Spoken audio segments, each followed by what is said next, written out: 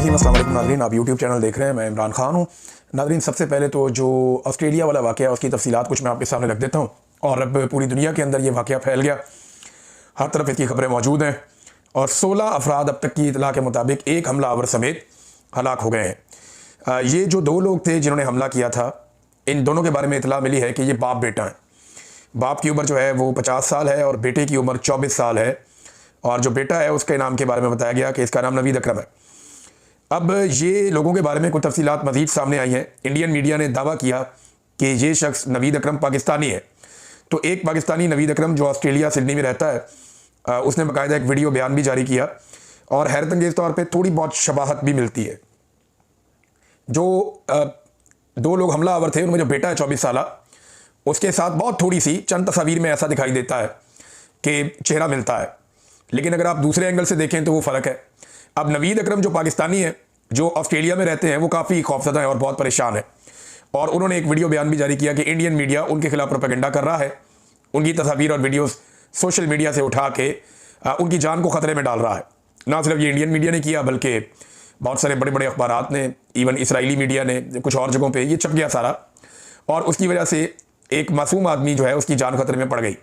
अब जिन दो लोगों ने अटैक किया, ये दोनों लोग अब तक की इतला के मुताबिक मुबैना तौर पे ये अफ़गान नेशनल्स, यानी उनके जो फोर फादर्स थे या उनके बुजुर्ग थे वो अफ़गानिस्तान से आए थे और ये यहीं पे पैदा हुए। ये लड़का भी यहीं पे पैदा हुआ जो हमला कर रहा है, जिसने बहुत गोली चलाई।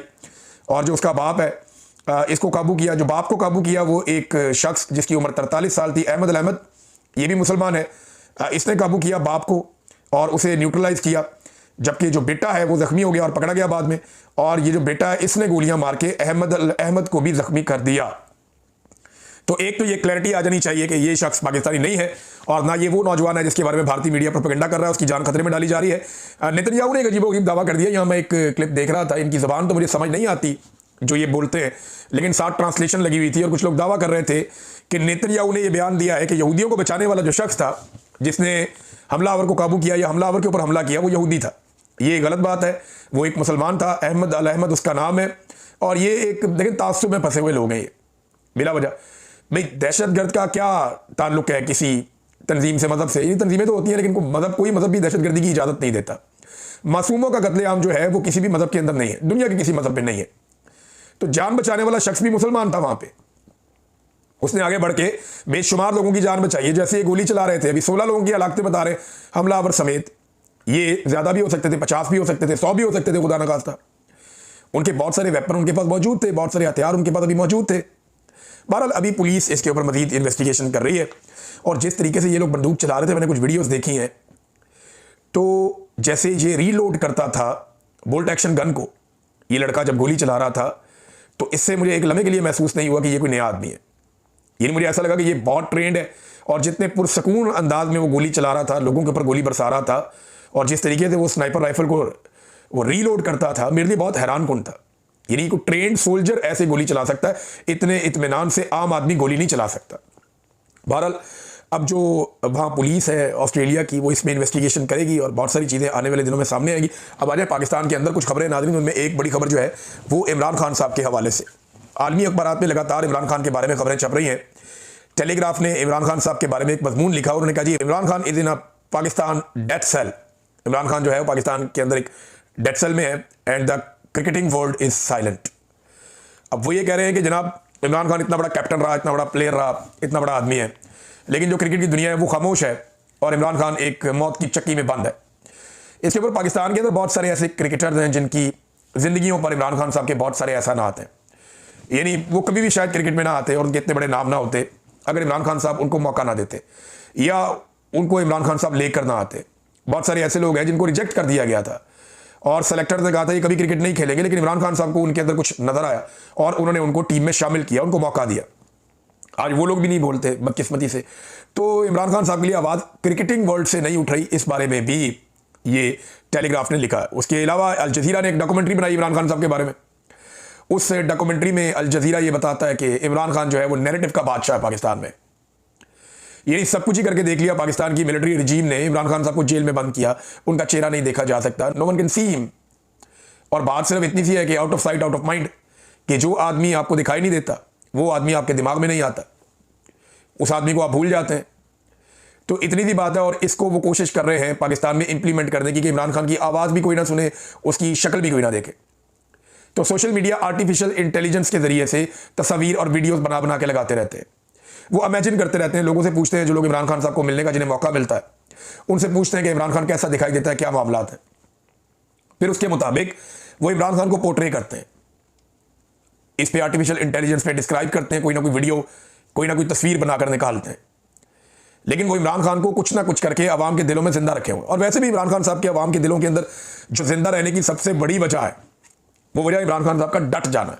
देखिए ना, नवाज शरीफ साहब ने भी ये बेड़ा उठाया था, लेकिन मियां नवाज शरीफ साहब ने अवाम को धोखा दिया और अवाम का सौदा कर दिया। उन्हें इनकलाब के लिए खड़ा किया और सौदा कर दिया। पीपल्स पार्टी ने भी अवाम का सौदा कर दिया। इमरान खान ने अभी तक अवाम का सौदा नहीं किया। इमरान खान ने अवाम से कहा कि ये लड़ाई मैं लड़ूंगा, अवाम ने कहा लड़ाई जी हम आपके साथ है। तो इमरान खान मार खा रहा है, लेकिन उसने अवाम का सौदा नहीं किया। ये एक बड़ी वजह है लोगों के इमरान खान के साथ खड़े होने की।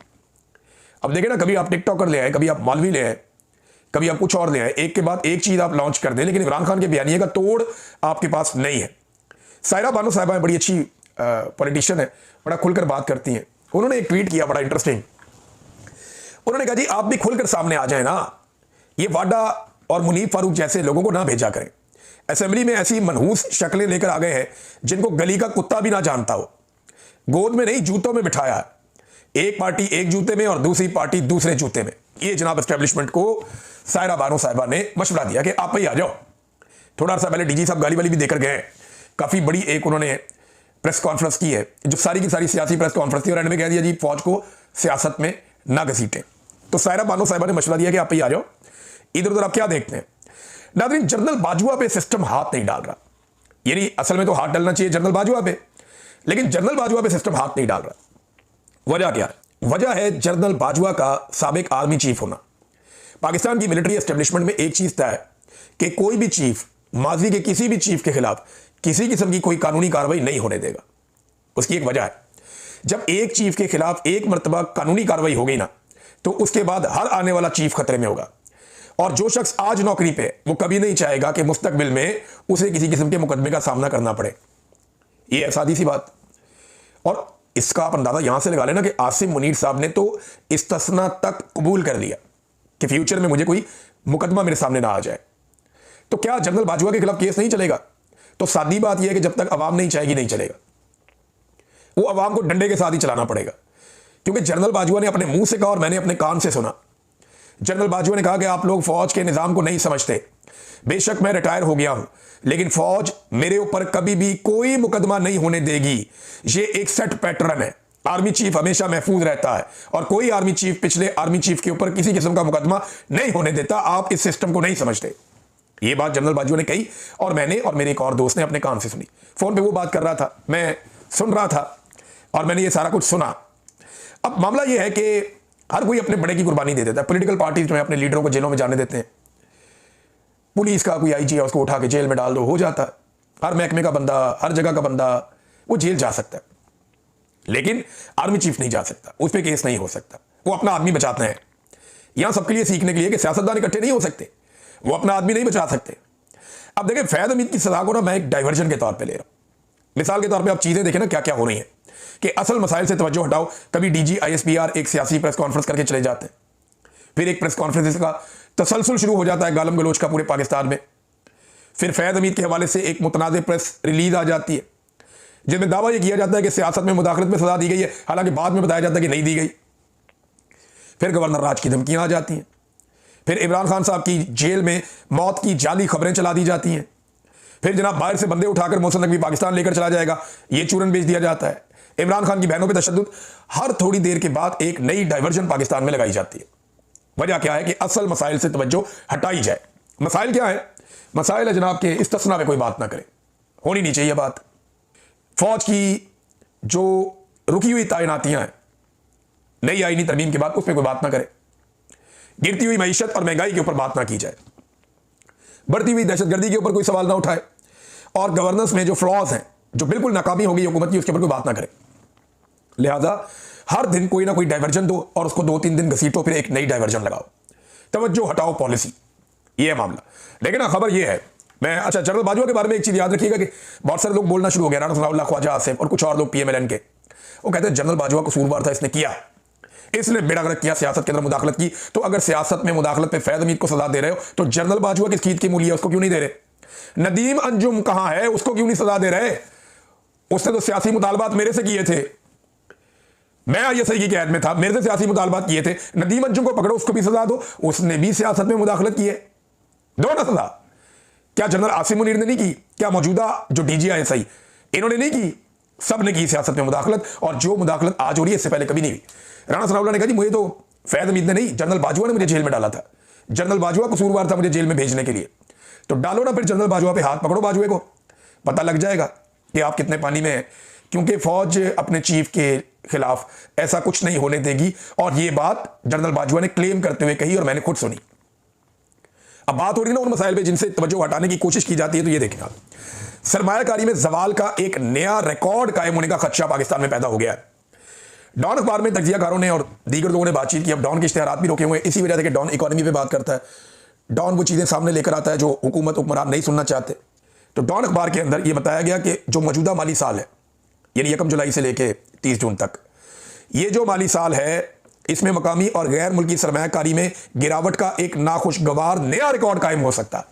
अंदाजा करें, पहले ही 51 साल की पाकिस्तान की बदतरीन सरमायाकारी चल रही है, अब ये इससे भी मजीद नया रिकॉर्ड कोई पाकिस्तान में लग सकता है। ये डॉन अखबार ने, जो मुस्तनद तज्जियाकार हैं और जो इकोनॉमिस्ट हैं, जो जानते हैं इकोनॉमी को, उनसे पूछकर डॉन अखबार ने यह लिखा। वो कहते हैं जी इन्वेस्टमेंट टू GDP की शरह 13% से भी नीचे गिर सकती है। इन्होंने 20% तक ले जाने का जो है वो दावा किया है और हदफ तय किया है। SIFC मुकम्मल तौर पर नाकाम हो गई है, वो डिलीवर नहीं कर पाई, और तिजारत और सनत से वाबस्ता अफराद ने हुकूमत से मुतालबा किया है कि 2 चीज़ें आपको फौरी तौर पर ख़त्म करनी होंगी अगर आप चाहते हैं कि पाकिस्तान के अंदर मईशत बेहतर हो